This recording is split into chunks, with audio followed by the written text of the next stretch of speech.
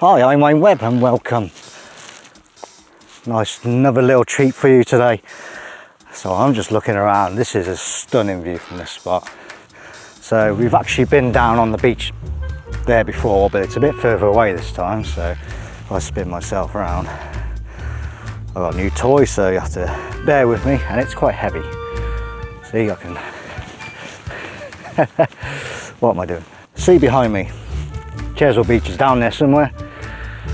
You can see it over there actually, behind me. If I get out of the way and let it focus, marvellous, fantastic views all the way around me actually.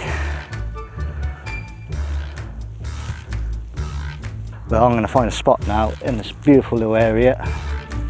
A little bit of a breeze, but it shouldn't be a problem. So let's go find a spot. See how this stabilizer works. Yes, I have another gimbal. It's a bit of a heavy one. It was on sale. Of course, it was on Jeff's website. They had a 2-day sale.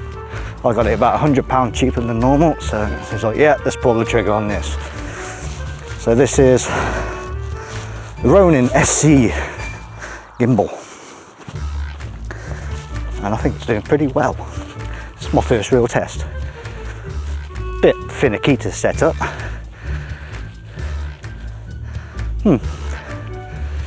So I'm going up some steps. I'm doing the old gimbal walk, keeping the knees bent. Be interested to see this footage. And we have some kind of, what is that? Is it just a marker?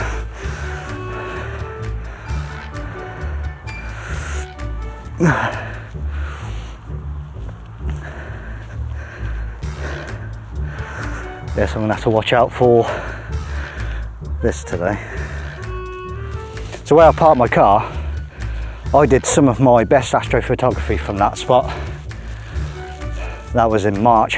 And this was on my old Nikon Z50. I have the Z6 now. But on the Z50 with the kit lens, the 50 to 250 kit lens, I got these shots. Yes, they were on a Star Tracker, of course. It was the Star Adventurer. So I got this, the Rosette Nebula, and this, the Andromeda Galaxy. Absolutely my two favourite astrophotography shots I've got so far. Now I haven't been doing enough this year. I've only had one Milky Way course shot, which is this one.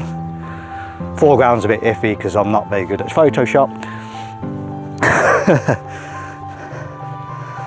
And the other one was Portland Bill Lighthouse with the Milky Way in the background.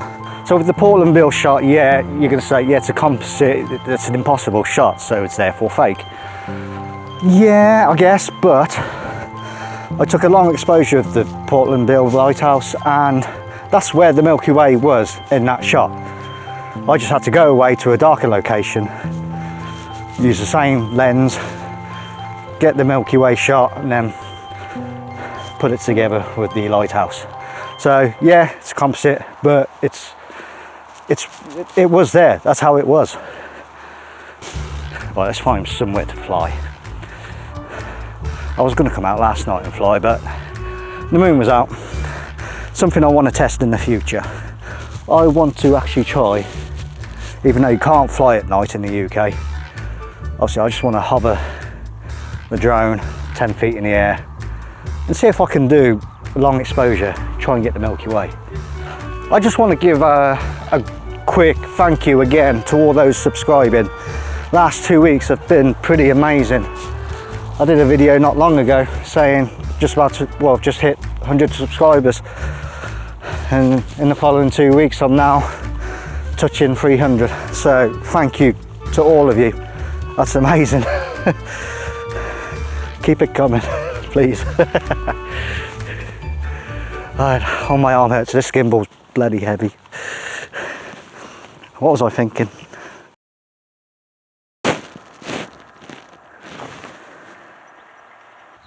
Guy in a tractor probably thinks I'm mad.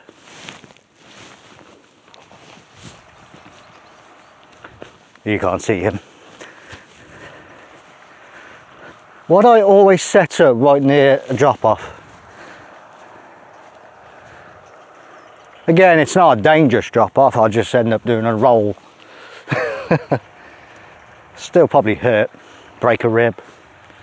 I shouldn't joke about it really. You might have seen my first video doing a drone at Durdledore, and there's some bad news a couple of weeks ago that a woman did go off the edge and unfortunately died.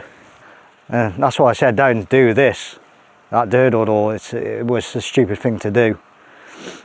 Be that close to the edge while flying a drone. If you're looking at your controller and you don't realise you're close to the edge, you could easily wander off. So please guys, be careful when you're out there flying.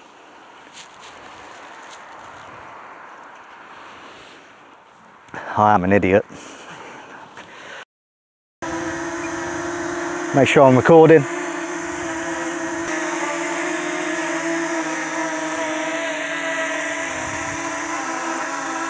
Again, we've got Portland in the distance, way over there. The sun is just there. Let's have a look. So it is blowing out now. So that's where the sun is. Let's take her up.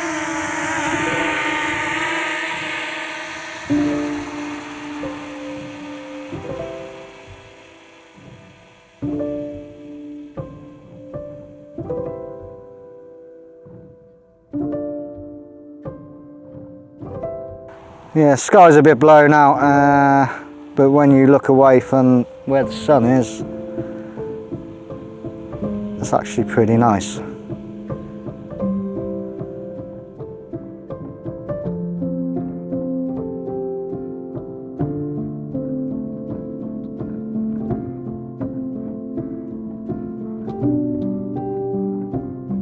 What I think I'll do, I will bring it down, put the 16 on, just out of curiosity. ND16 is on. I'll press record first so you can see what I'm actually talking about. So obviously pointing away, the sun's always going to blow out, but it is kind of behind clouds at the moment, so you expect it to be a bit better. I don't want to go higher than the ND16, so I think it's going to get too dark.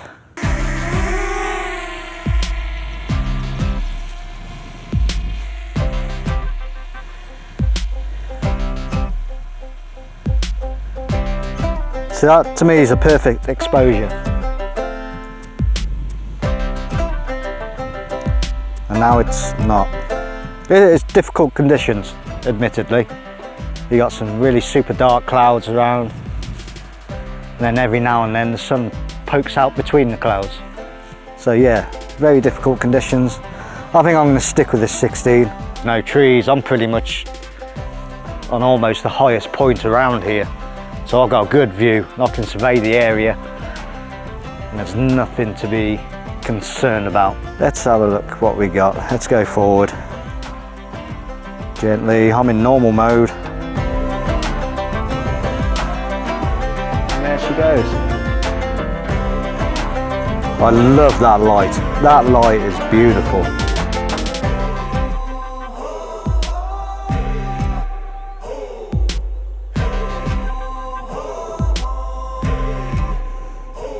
I'm recording, checking.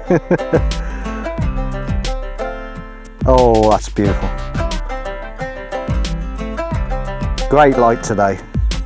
Yeah, it's quite breezy. Those clouds look fantastic. Oh, I do love clouds. Thunderstorms. I'd love to take this drone up in a thunderstorm, but yeah, that probably wouldn't be wise. I wouldn't recommend that.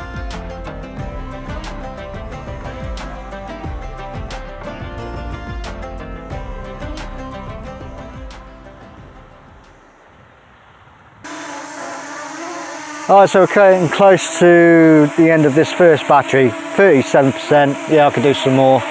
Well, I might do some low shots, get this battery used up. So on the next battery, I'll stick the CPL on, we'll do some photos. I'm going to take off from the floor this time. Now you can see it's not an ND filter, so exposure is way too high. what I'm going to do, I'm going to go up, I'm going to take some photos, and then I'm going to go back home, go in Lightroom, and we'll look at the photos in Lightroom. And here we are at my PC looking at the raw files from the Mini 2. I have processed a couple of them already, so I don't want to be on this section for too long. Double click on here, and here we have a raw file. And remember, the drone does have the CPL filter attached. Good exposure by the looks of things. Maybe a little bit over processed, but not looking too bad. A little grainy up here, but we can go into develop. Scroll down to the detail, luminance, and just increase that to smooth out some of that noise, but you don't want to overdo it because it starts looking like a watercolour painting. Ooh, that's horrible. Yeah, whack it all the way to 100 and it just looks terrible. So yeah, I don't mind a little bit of grain. A bit of grain's pretty good. Bit of character. So there you go, that's looking pretty good. And you can tell these are raw files because they are DNG, not JPEG, as we can see on the right hand side there.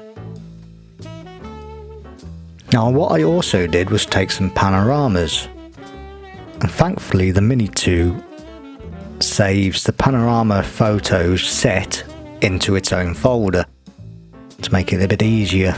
So if we look where the folder is on the right hand side here, click on one of the Panorama Photos, it tells you the folder 100_0127. If we choose a different panorama set from over here, that's 0128. So you can tell which set are all together. Before we move to the panorama, let's have another quick look at some of these, move some sliders around. So here we got the sea as well. Let's go into develop. Exposure's pretty good, had a bit of contrast. I love this dehaze button. Just look how much that brings that out, and a bit of clarity, and that's pretty good. Just like that, if you start messing with saturation it might be a bit too much.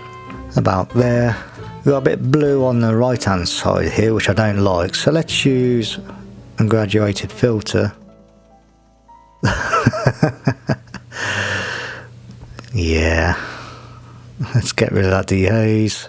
I don't know why it does that. I have to return those three back to 0-ish. Let's get rid of the saturation a bit. There we go. It looks odd if it's too black and white, and I think that looks okay. Yeah, lovely, quite like that. I'd say I'd spend a bit more time in it usually, but that's just a quick little edit and it looks pretty good. Right, now let's have a look at these panoramas. So here's an individual shot on the panorama. So what I found out, because this is the first time I did it, you want to set up your drone so it's looking at the center of your finished panorama. So if you're doing a 180-degree panorama like I was here, I wanted this to be the center, but I didn't. My first picture wasn't taken from there. I set the camera up. Where did I set the camera at? The first photo. So this is the first photo that it took, and that's where I set the drone to look, and I ended up with this. So yeah, that's not quite right. So once I realized what was happening, I looked straight out to sea, set up where I wanted the drone to be centered, and ended up with this. So this is a 180 panorama. Looks pretty damn good to me. Just a quick little edit, nicely done. And there was one other setting which I've forgotten what it's called. It takes 1, 2, 3, 4, 5, 6, 7, 8, 9 photos and creates so that's 3 by 3 pretty much, and we get a nice big wide shot like so. Well, I'll quickly show you how I create the panorama. So we've got the set of 9 photos for this big wide shot that the drone is programmed to do. So if we select all those, so shift and select all them, right click, photo merge, panorama. Here, create a preview. There, that's cylindrical, so we have got a curve there which I don't like. Ooh, no, spherical. Still no good, I don't think. Perspective. There we go. That looks pretty good, but it does stretch out these top left and right hand corners. But we can fix that because I don't like the composition. So let me cancel out of that because we've already created one here. So if anyone knows anything about photography, you have the rule of thirds. Don't have to use it every time, but it's good to stick with it most of the time. So if I go into crop, make sure this padlock is unlocked, because otherwise it'll keep the aspect ratio, and I just want to bring this top down because I don't need that. And I want that, the sea horizon on that top third line. That's about your rule of thirds. I'll hit enter, and now we have looking pretty good. And then we can do our processing. And I really don't think the CPL would make that much different if you're capturing raw photos anyway. If you are only capturing JPEGs, then yeah, go for the CPL. It is going to make the colours pop a bit more. But otherwise, if you're capturing RAWs, there's absolutely no need to use it. And I won't be using it in the future. Right, hopefully that's been of some help. And you can see what the raw files look with the CPL filter on. A very grey UK day. Again, get some of that. I think the exposure can come up a bit. Shadows can be brought up. Then we can add some contrast. A little bit of saturation. And you're pretty much there. I think the breeze is picking up a bit, so I'm going to get up, got the ND16 back on, and I'll get some footage for the usual end sequence. Hope you've enjoyed today's video. So this is my new toy to put the Z6 on, stabilize for when I'm shooting myself. I've got the ND filter on it now. It's a variable one, so I can shoot at 1/50th on my Z6. If you want to see a video on this, let me know. I wasn't planning on doing anything too in depth. It's the first time I've taken it out, so yeah, let me know if you want to see more on this. You might see me running around like an idiot with this on, doing the old gimbal walk. Anyway, I'm going to get shooting, get filming, get flying, switch to video, press record, the usual. I need a checklist. I think I've said that before. Alright, thanks for joining me. Please hit subscribe and like. You guys have been great. Say nearly 300 of the time of shooting this. It's been amazing. Last 2 weeks, since 200 subscribers. It's mind-blowing. And again, I'm still really enjoying doing this.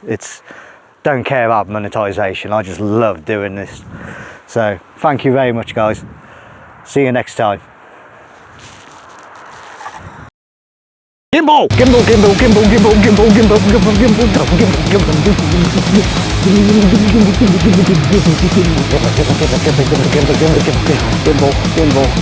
gimbal. Why is this so heavy?